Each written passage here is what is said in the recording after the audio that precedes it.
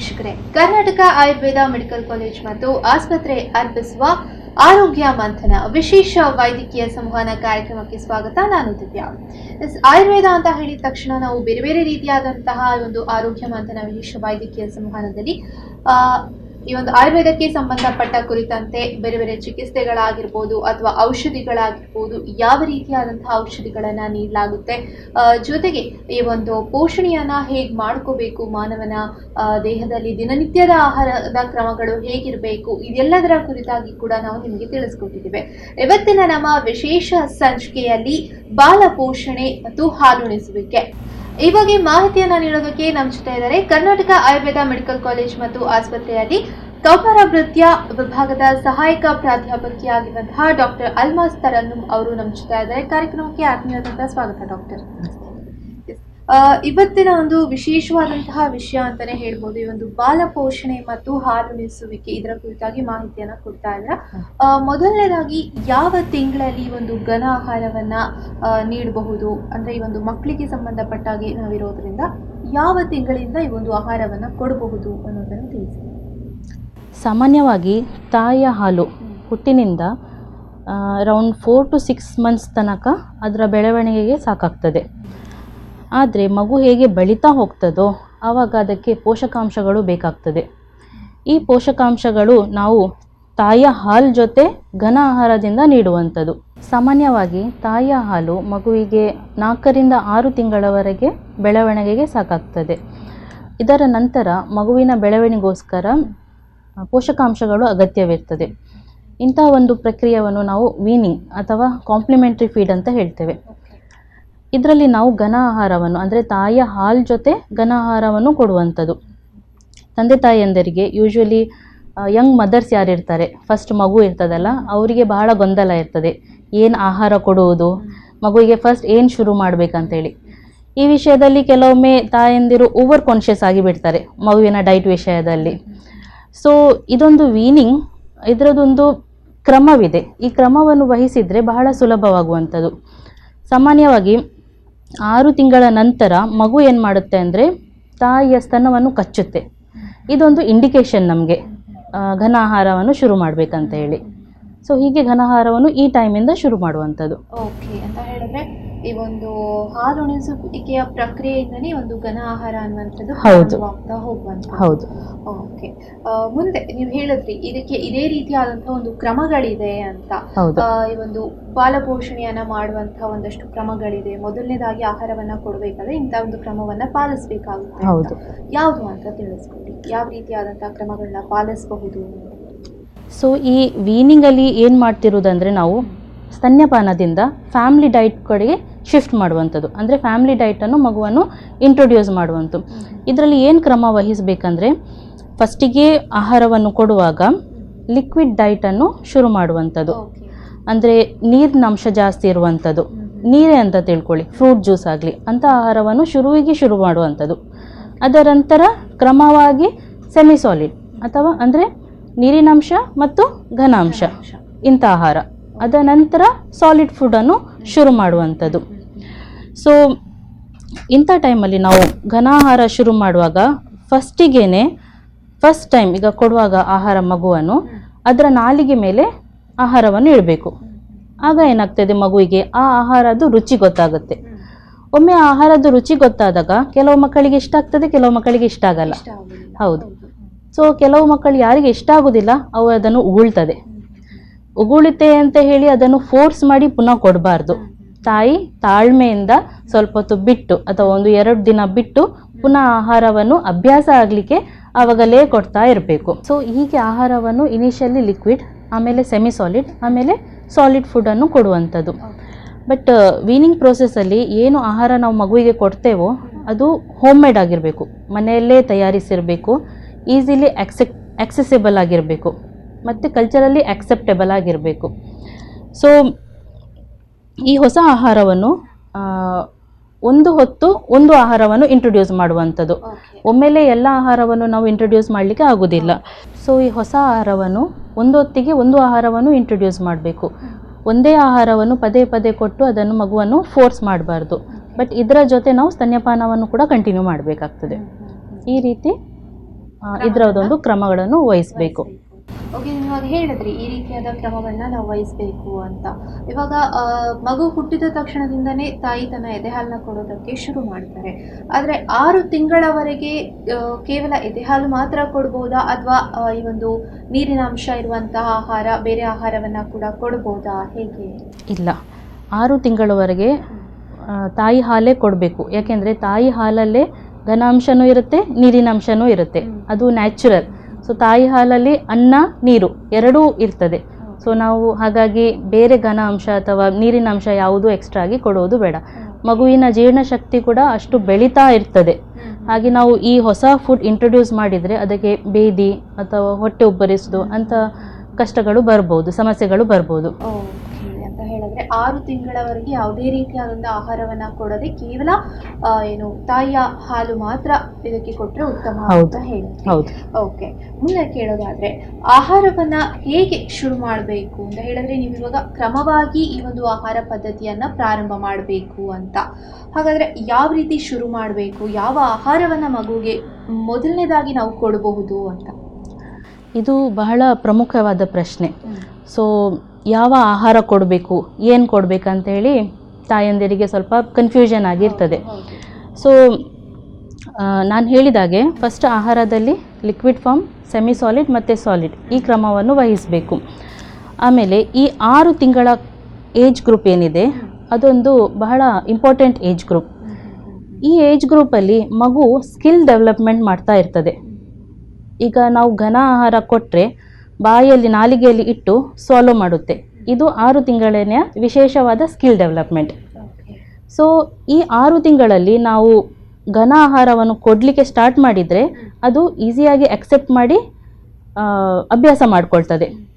ಇಲ್ಲ 7ನೇ ಅಥವಾ 8ನೇ ತಿಂಗಳವರೆಗೆ ಮುಂದುವರಿಸಿದರೆ ಅಥವಾ ಪೋಸ್ಟ್ಪೋನ್ ಮಾಡಿದರೆ ಅಭ್ಯಾಸ ಮಾಡೋದು ಬಹಳ ಕಷ್ಟ. ಹೇಳಿದ್ರೆ 6 ತಿಂಗಳ ಆದ ನಂತರವೇ ಈ ಒಂದು ಆಹಾರ ಕ್ರಮವನ್ನ ಪ್ರಾರಂಭ ಮಾಡಲೇಬೇಕು. ಹೌದು, ಅದೊಂದು ಇಂಡಿಕೇಶನ್. ಹಾಲು ಸ್ತನ ಯಾವಾಗ ಮಗು ಕಚ್ಚಲಿಕ್ಕೆ ಶುರು ಮಾಡುತ್ತೆ ಅದೊಂದು ಇಂಡಿಕೇಶನ್ ನಮಗೆ ಯಾವಾಗ ಘನ ಆಹಾರ ಸ್ಟಾರ್ಟ್ ಮಾಡಲಿಕ್ಕೆ ಅಂತೇಳಿ. ಓಕೆ, ಎಸ್ ಡಾಕ್ಟರ್, ಇನ್ನಷ್ಟು ಈ ಒಂದು ಬಾಲ ಪೋಷಣೆಯ ಕುರಿತು ಆಗಿರ್ಬೋದು ಅಥವಾ ಈ ಒಂದು ಮಕ್ಕಳಿಗೆ ಯಾವ ರೀತಿಯ ಆಹಾರವನ್ನು ಕೊಡಬೇಕು, ಪ್ರಥಮವಾರಿಗೆ ಯಾವ ರೀತಿಯಾದ ಆಹಾರವನ್ನು ಕೊಡಬೇಕು, ಇನ್ನಷ್ಟು ಮಾಹಿತಿಯನ್ನು ತಿಳ್ಕೊಳ್ತೀವಿ. ಆದರೆ ಅದಕ್ಕಿಂತ ಮುಂಚೆ ಸ್ಮಾಲ್ ಬ್ರೇಕ್. ವಿರಾಮದ ಬಳಿಕ ಆರೋಗ್ಯ ಮಂಥನ ವಿಶೇಷ ವೈದ್ಯಕೀಯ ಸಂವಹನ ಕಾರ್ಯಕ್ರಮಕ್ಕೆ ಸ್ವಾಗತ.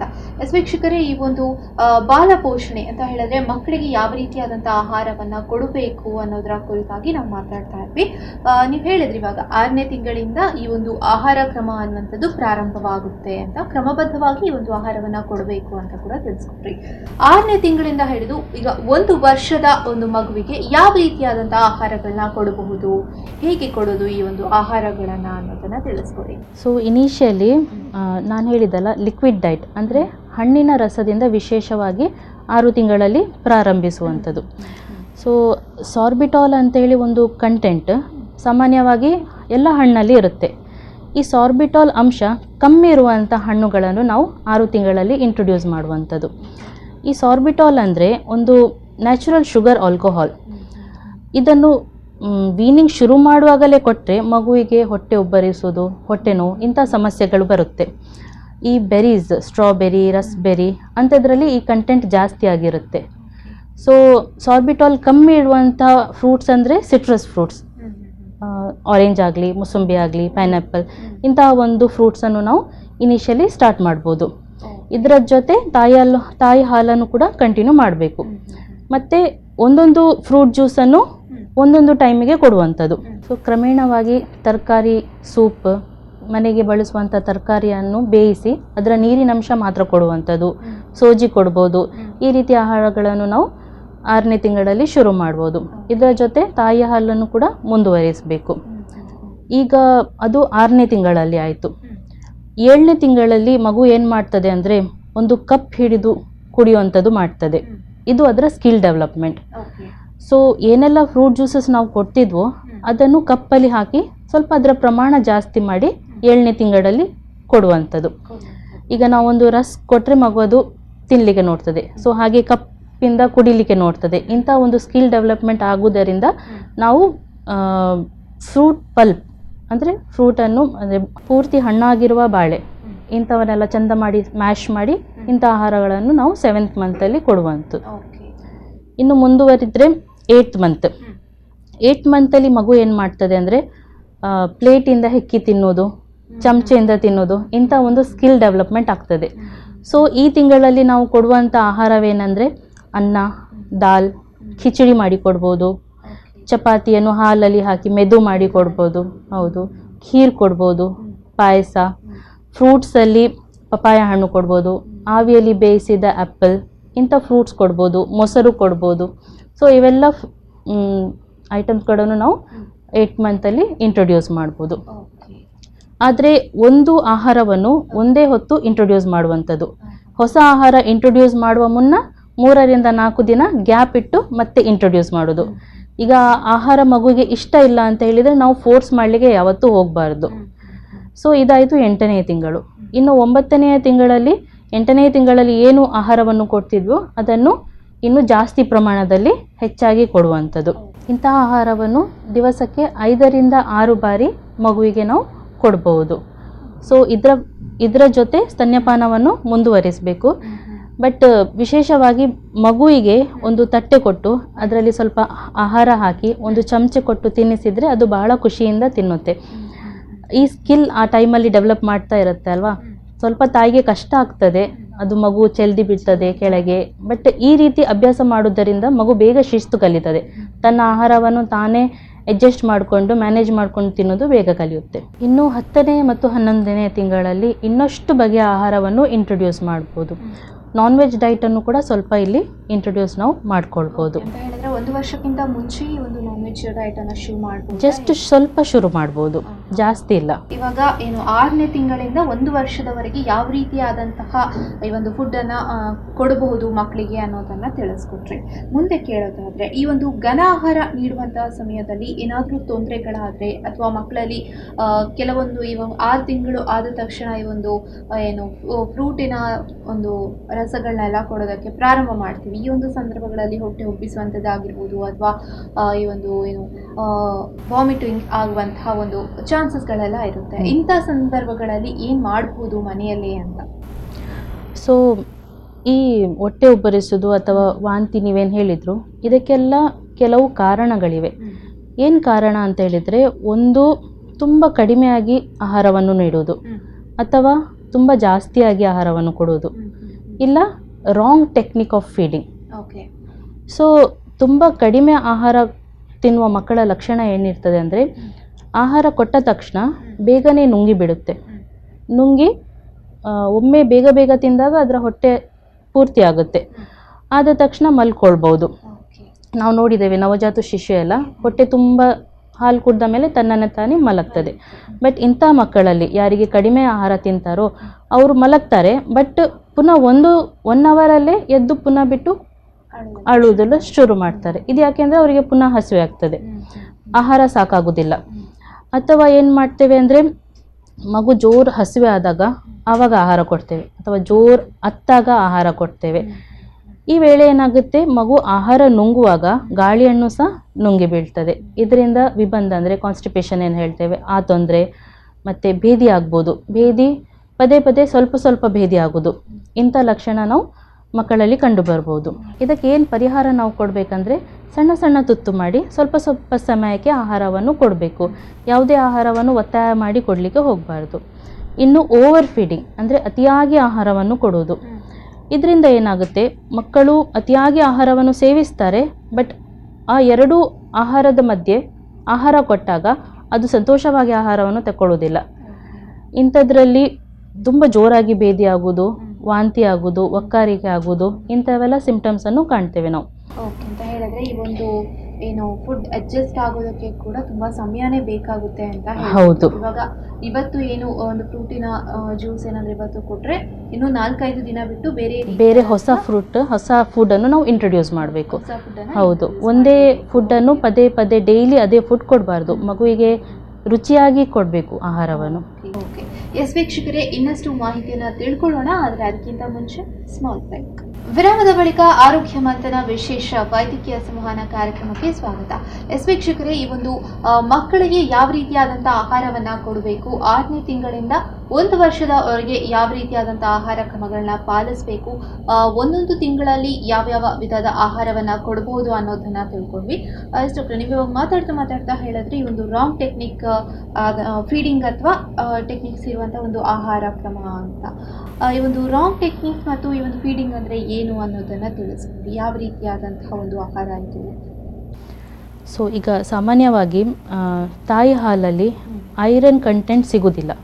ಸೊ ಹಾಗಾಗಿ ನಾವು 10ನೇ 11ನೇ ತಿಂಗಳಲ್ಲಿ ಐರನ್ ರಿಚ್ ಫುಡ್ಡನ್ನು ಕೊಡಬೇಕು.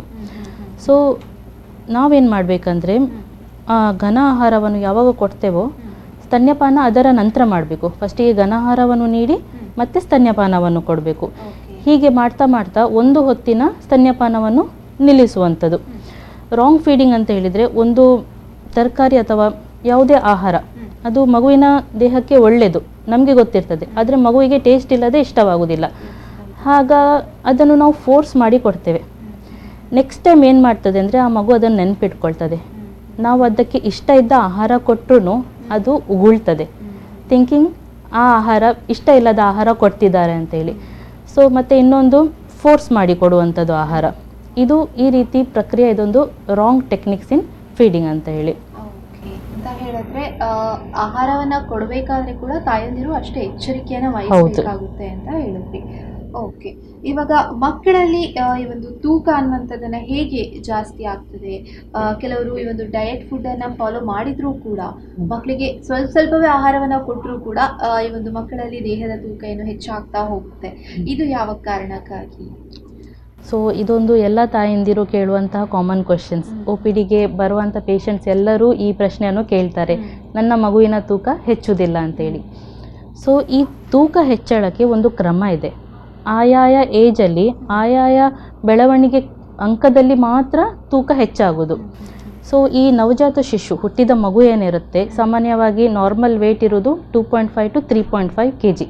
ಸ್ವಲ್ಪ ಕಡಿಮೆನೂ ಇರ್ಬೋದು, ಬಟ್ 2.5 to 3.5 ಅಂತ ಹೇಳಿ ನಾವು ನಾರ್ಮಲ್ ಆಗಿ ವೇಟ್ ತಗೊಳ್ತೇವೆ. ಸೊ ಹುಟ್ಟಿದ 2-3 ದಿನ ತನಕ ಮಗು ಶಿಶು ಇದು ನವಜಾತ ಶಿಶು ಇದು ತೂಕ ಕಡಿಮೆ ಆಗ್ತದೆ. ಇದು ನಾರ್ಮಲ್ ಪ್ರಕ್ರಿಯೆ. ಸೊ ಅದರ ಬಾಡಿಯಲ್ಲಿ ನೀರಿನ ಅಂಶ ಇರ್ತದೆ, ಅದು ಒಣಗ್ತದೆ, ಹಾಗೆ ತೂಕ ಕಡಿಮೆ ಆಗ್ತದೆ. ಬಟ್ ವಿದಿನ್ 7 days 10 days ಸ್ತನ್ಯಪಾನ ಸರಿ ಇದ್ದರೆ ಆ ತೂಕ ನಾರ್ಮಲಿ ಗೇನ್ ಆಗ್ತದೆ. ಆಮೇಲೆ ಒಂದು ಪ್ರತಿದಿನ ಗೇನ್ ಆಗುವಂಥ ವೇಟ್ ಬರೀ 30 ಗ್ರಾಮ್. ಒಂದು 3 ತಿಂಗಳವರೆಗೆ ಪ್ರತಿದಿನ 30 ಗ್ರಾಮ್ ಅಷ್ಟೇ ವೇಟ್ ಗೇನ್ ಆಗ್ತದೆ. ಸೊ ಮತ್ತೆ 3ರಿಂದ 6ನೇ ತಿಂಗಳವರೆಗೆ ಪ್ರತಿದಿನ 20 ಗ್ರಾಮ್ಸ್ ವೇಟ್ ಮಾತ್ರ ಗೇನ್ ಆಗುವಂಥದ್ದು. ಸೊ ಈಗ ಮಗುವಿದು ವೇಟ್ 2.5 kg ಹುಟ್ಟಿದಾಗ ಇದ್ದರೆ ಅದು 5 ತಿಂಗಳಾಗುವಾಗ ಹುಟ್ಟಿದ ವೇಟ್ 5 ಮಂತ್ಸಿಗೆ ಡಬಲ್ ಆಗಬೇಕು. ಸೊ 6 ತಿಂಗಳಿಂದ ಕನಿಷ್ಠ 12 ಮಂತ್ಸ್ ಅಂದರೆ 1 ಇಯರ್ವರೆಗೆ ಸೊ ವೇಟ್ ಗೇನ್ ಆಗೋದು ಪ್ರತಿ ತಿಂಗಳು 500 ಗ್ರಾಮ್ಸ್ ಮಾತ್ರ. ಸೊ 1 ಇಯರಿಗೆ ವೇಟ್ ಟ್ರಿಪಲ್ ಆಗುತ್ತೆ. ಬರ್ತ್ ವೇಟ್ ಏನಿರುತ್ತೆ ಅದು ಟ್ರಿಪಲ್ ಆಗ್ತದೆ. ಅಲ್ಲಿಂದ ಹಿಡಿದು ಒಂದು 5-6 ವರ್ಷ ತನಕ ಮಗುವಿದು ಆಟ ಜಾಸ್ತಿ ಆಗ್ತದೆ, ಓಟ ಜಾಸ್ತಿ ಆಗ್ತದೆ, ಹಾಗಾಗಿ ಹಸಿವೆ ಬಹಳ ಕಡಿಮೆ ಆಗ್ತದೆ ಮಗುವಿಗೆ. ಸೊ ಈ ಟೈಮಲ್ಲಿ ವೇಟ್ ಗೇನ್ ಕೂಡ ಸ್ಲೋ ಆಗ್ತದೆ. ಏನು ವೇಟ್ ಗೇನ್ ಬರೀ ಪ್ರತಿ ವರ್ಷ 2 kg ಮಾತ್ರ ಮಗು ವೇಟ್ ಗೇನ್ ಮಾಡುವಂಥದ್ದು. ಹಾಗೆ 6 ವರ್ಷ ನಂತರ ಮತ್ತೆ ಪ್ಯೂಬರ್ಟಿಯಲ್ಲಿ ಅಟೆಂಡ್ ಆಗುತ್ತೋ ಅಲ್ಲಿ ಬರೀ ಪ್ರತಿ ವರ್ಷ 3 kg ವೇಟ್ ಗೇನ್ ಆಗ್ತದೆ ಮಗುವಿಗೆ. ಸೊ ಇದನ್ನು ನಾವು ತಿಳ್ಕೊಂಡ್ರೆ ಅಂಡರ್ ವೇಟ್ ಓವರ್ ವೇಟ್ ನೋಡಿಕೊಂಡು ನಾವು ಸರಿಯಾಗಿ ಆಹಾರವನ್ನು ಮಗುವಿಗೆ ನೀಡಬಹುದು. ಡಾಕ್ಟರ್, ಇಷ್ಟು ಹೊತ್ತು ನಮ್ಮ ಒಂದು ಕಾರ್ಯಕ್ರಮದಲ್ಲಿದ್ದು ಬಾಲ ಪೋಷಣೆ ಅಂದರೆ ಹಾಲು ಉಣಿಸುವಿಕೆ ಇದರ ಕುರಿತು ಯಾವ ರೀತಿಯಾದಂಥ ಕ್ರಮಗಳನ್ನ ಪಾಲಿಸಬೇಕು, ನಿಧಾನಗತಿಯಲ್ಲಿ ಮಗುವಿಗೆ ಯಾವ ರೀತಿಯಾದಂಥ ಆಹಾರ ಕ್ರಮಗಳನ್ನ ನೀವು ಪಾಲಿಸಬೇಕಾಗುತ್ತೆ ಅನ್ನೋದನ್ನು ತಿಳಿಸ್ಕೊಟ್ರಿ. ಕೊನೆಯದಾಗಿ ವೀಕ್ಷಕರಿಗೆ ಏನು ಹೇಳ್ತೀರಾ?